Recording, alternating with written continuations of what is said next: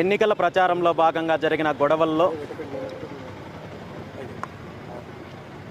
తప్పుడు కేసులు బనాయించి మా వాళ్ళ మీద, మా అనుచరుల మీద, బీసీవై పార్టీ కార్యకర్తల మీద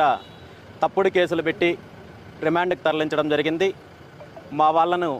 పరామర్శించడానికి ఈరోజు ఇక్కడికి రావడం జరిగింది. రాష్ట్రమంతా ఎన్నికల ప్రక్రియ మొదలైన తర్వాత పోలీసు వ్యవస్థ నిష్పక్షపాతంగా పనిచేసిందో లేదో తెలియదు, కానీ పుంగనూరు నియోజకవర్గంలో మాత్రము పూర్తిగా పెద్దిరెడ్డి రామచంద్రారెడ్డికి సహకరిస్తూ ప్రత్యర్థుల మీద గత 5 సంవత్సరాల నుండి ఏ విధంగా అయితే కేసుల పరంపర కొనసాగించారో అదే ప్రక్రియ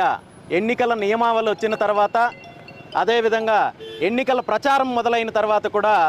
మా వాళ్ళ మీదే దాడులు చేసి, మా వాళ్ళ మీద హత్యా ప్రయత్నం చేసి హాస్పిటల్కి తీసుకెళ్తున్నామని చెప్పి ఒక తప్పుడు సమాచారంతో